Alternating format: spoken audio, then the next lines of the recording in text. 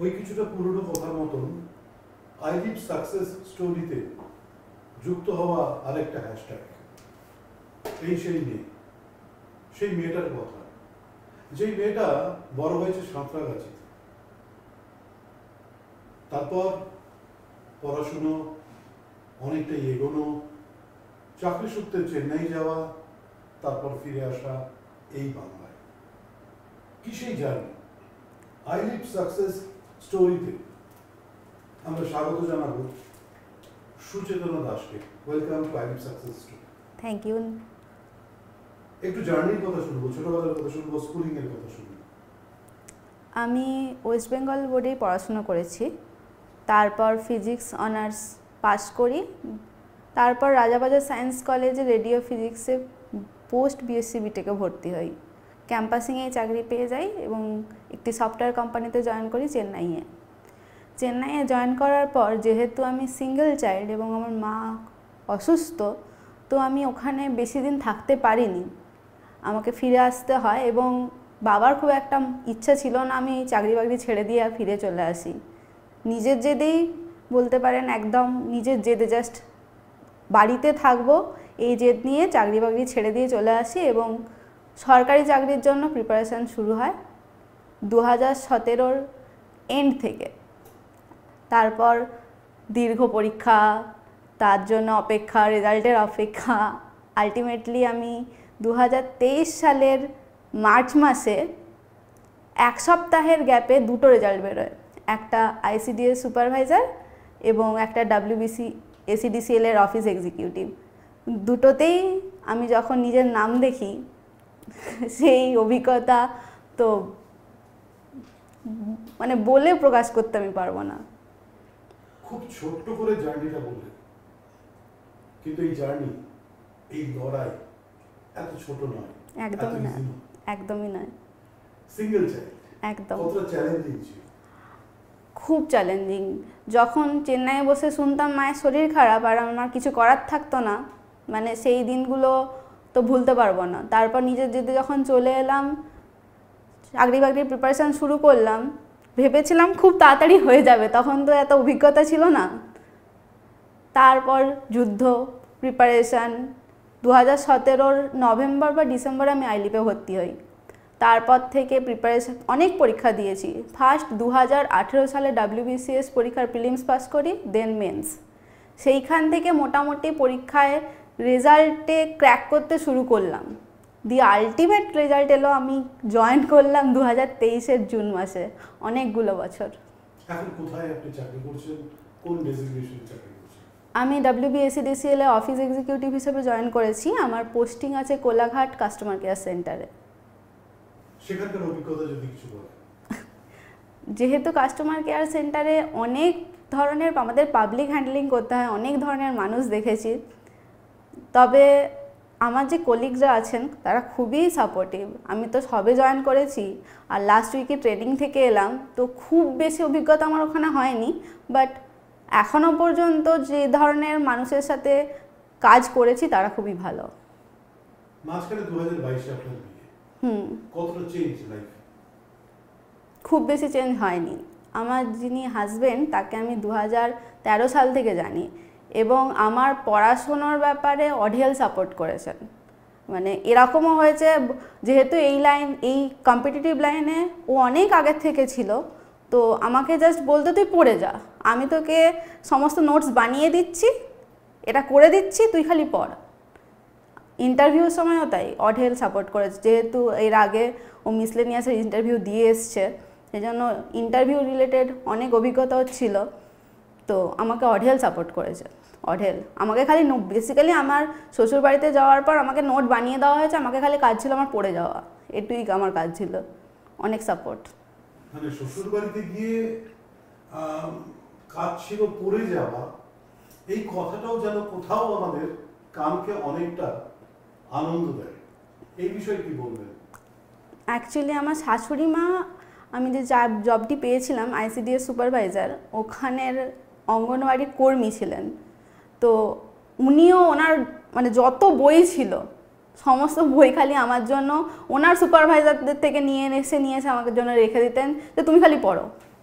তো ওই পড়াশোনার আমি বিয়ের পর ইন্টারভিউটাই পাস করেছি, মানে তার আগের ধাপগুলো আমি বিয়ের আগেই ক্র্যাক করে দিয়েছিলাম। তো ইন্টারভিউ রিলেটেড যেটুকু সাপোর্ট ওনাদের করা সম্ভব ছিল ওনারা আমাকে সব ধরনের সাপোর্ট করেছেন। এই যে সাঁতরাগাছিতে বাড়ি, বাবা মা থাকেন, আমতাতে শ্বশুর বাড়ি, ব্যালেন্সিং কোলাঘাটে চাকরি কিভাবে সম্ভব, কিভাবে পরিকল্পনা? আমি বিয়ের পর থেকে মোটামুটি যাযাবর লাইফস্টাইল লিড করি, এখানে দুদিন ওখানে দুদিন। আমি সাঁতরাগাছিতে টিউশন করতাম, আমি বিয়ের পরে সেই টিউশনগুলোও ছাড়িনি। আমি প্রত্যেক সপ্তাহে টিউশন করতে আসতাম। আমার হাজব্যান্ডের পোস্টিং এগরা, তারপর টিউশন করে এগরা যেতাম, শ্বশুরবাড়ি আসতাম, সেখানে পড়াতাম, করতাম, এখনও করি। ইনফ্যাক্ট উইকডেজগুলো আমি সাঁতরাগাছি থাকি, যেহেতু আমার অফিসে যাতায়াতের সুবিধা হয়। উইকেন্ডে আমি শ্বশুরবাড়ি থাকি। তো সবার সাপোর্ট আছে আমার সাথে, না হলে এটা সম্ভব নয়। অনেকটা আপনার লাইফ হচ্ছে লাইফ অন হুইলস। এক্স্যাক্টলি। কতটা এনজয় করেন বা কতটা মনে হয় না কতটা হাঁপিয়ে ওঠে? এনজয় করি, তবে মাঝে মাঝে মনে হয় দূর আর ভালো লাগছে না, কোথাও একটা সেটেল হব, কিন্তু সেটা উপায় নেই, কারণ আমি বাড়িটা কখনোই ছাড়তে পারবো না। আমার মা বাবা, যেহেতু আমি সিঙ্গেল চাইল্ড, আর হাজব্যান্ডের দিকেও তাই, ওনাদের তরফটাও আমাকেই দেখতে হবে। আইলিভ থেকে কিভাবে সাপোর্ট পেয়েছিলেন? আইলিভ থেকে যখন আমি 2017 শুরু করি, তখন কম্পিটিটিভ লাইনে কীরকম পড়াশুনো করতে হবে আমার কোনো আইডিয়া ছিল না।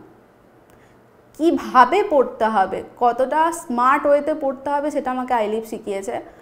আর প্রচণ্ড সাপোর্ট, স্পেশালি আমি হাওড়া ব্রাঞ্চের স্টুডেন্ট ছিলাম। ওখানে যে দুজন কোঅর্ডিনেটর ছিলেন, তাদের কথা উল্লেখ না করলে হয়তো আমার অন্যায় হবে। আমাকে আমি একা গিয়ে বলেছি আমার এই ক্লাসটা লাগবে, আমি জিনিসটা বুঝতে পারছি না, এরকমও হয়েছে। আমার একার জন্য ক্লাস অ্যারেঞ্জ করে দেওয়া হয়েছে, আমি একা ক্লাস করেছি।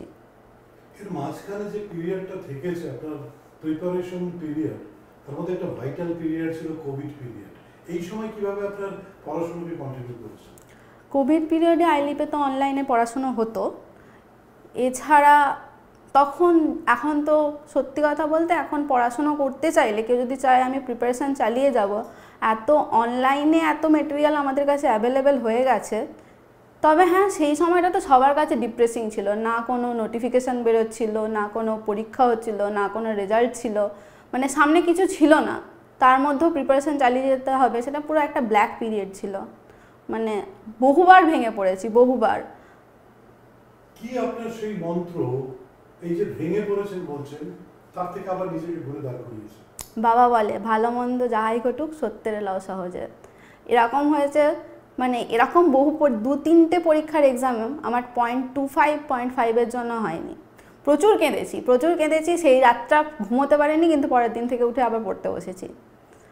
ঠিক আছে, হবে, আর এটা না হলেও অনেক কাছে এসে গেছি, এটা না হলেও পরেরটা হবে। বাবা এবং এখন যিনি আমার হাজব্যান্ড প্রচুর সাপোর্ট করেছে। পরেরটা কি? এর পরেরটা, এই যে আপনি কোলাঘাটে রয়েছেন, কিন্তু এর পরের ধাপটা কি? আমার বাবার খুব ইচ্ছা ছিলেন উনি স্কুল টিচার হবেন, হতে পারেননি, উনি ফুড ডিপার্টমেন্টে চাকরি করতেন। তো আমার খুব ইচ্ছা, যদি ভবিষ্যতে কখনো এসএসসি ভালোভাবে কখনো প্রিপারেশান নিয়ে বসতে পারে, আমি এসএসসিটা খুব ভালোভাবে দিতে চাই। অর্থাৎ স্কুল টিচার পরবর্তী লক্ষ্যের তো শেষ নেই, তারপর হয়তো লক্ষ্যটা আরো উপরে যেতে পারে। স্কুল টিচার বা স্কুল এসআই, এই দুটো চাকরি আমার খুব একটা পছন্দের জায়গা। সেক্ষেত্রে কি নিজেকে প্রিপেয়ার করছেন কোনোভাবে? সত্যি কথা বলতে লাস্ট 1 বছরে আমি সেরকম কোনো প্রিপারেশান নিইনি, যদিও মাঝখানে যেহেতু WB টেট হয়েছিল, তার জন্য আমি পেডাগজি পার্টটা কিছুটা পড়েছি। তবে হ্যাঁ, পুরনো প্রিপারেশান কিছুটা আছে, এখনও নতুন করে নেওয়া এখন সম্ভব হয়নি, তবে আমি নেব। মূলত মানে সাধারণ ছেলে মেয়েদের মধ্যে সরকারি চাকরির প্রিপারেশনের ক্ষেত্রে কোথায় খামতি আছে বলে আপনি মনে করেন? খামতি হচ্ছে ম্যাক্সিমাম স্টুডেন্টরা এখন ছেড়ে দিচ্ছে, একটা হতাশার জায়গা চলে আসছে। ধরুন 2-3 বছর পড়লো, তারপর মনে হচ্ছে একটা চাকরি হচ্ছে না, সবাই খুব শর্টকাট খুঁজছে। বিশেষত ওয়েস্ট বেঙ্গল গভর্নমেন্টে যে জবগুলো হয়, আমি যে চাকরিটা পেয়েছি সেটা 2018 নোটিফিকেশান। তো প্রসেসটা অনেক লেন্দি হওয়ার জন্য অনেকে সেই ধৈর্যটা রাখতে পারছে না। ধৈর্য রাখতে হবে আর পড়াশোনাটা চালিয়ে যেতে হবে। হ্যাঁ, ভেঙে পড়া খুব স্বাভাবিক। আজ ভেঙে পড়লাম, খুব কাঁদলাম, কিন্তু পরের দিন থেকে উঠে পড়তেটা বসতে হবে। ওটা খুব খুব ইম্পর্ট্যান্ট। আর লোকে কি বললো, আমাদের সমাজে লোকে এত কথা বলে, উমুকের ছেলে হয়ে গেল তোর এখনো হলো না, ওই কথাটা শুনে ডিপ্রেস হয়ে গেলে চলবে না। আপনি বলেছেন বারবার করে সাপোর্টের কথা, বাড়ির সাপোর্টের কথা, হাজবেন্ডের সাপোর্টের কথা। আজকে সাপোর্ট কতটা জরুরি, অভিভাবকদের ভূমিকা কতটা জরুরি?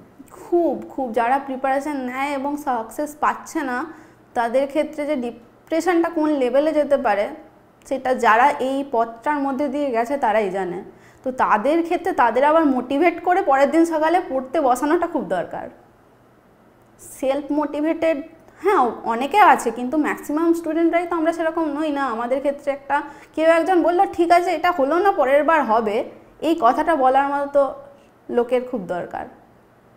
আইলিপ পরিবারের থেকে, আইলিপ ম্যানেজমেন্টের থেকে যে সাথে পেয়েছেন তাদেরকে আগামী দিনে কতটা এক্সপেক্ট করেন বা কি বলবেন তাদের? খুব সাপোর্ট পেয়েছি আমি, আর শুধুমাত্র পড়াশোনার দিকে না, এই মোটিভেশনের দিকেও মানে খুব মোটিভেট করেছে। আমি তো মনে হয় আইলিপের যিনি কোঅর্ডিনেটর ছিলেন তার কাছে গিয়ে কতবার যে কেঁদে ফেলেছি তার নেই ঠিক। উনি আমাকে বলছেন এবার হবে না, হয় নিশ্চিত না, পরের বার হবে, তোমার হবে। এই মোটিভেট করাটাও খুব দরকার। Thank you so much. Thank you.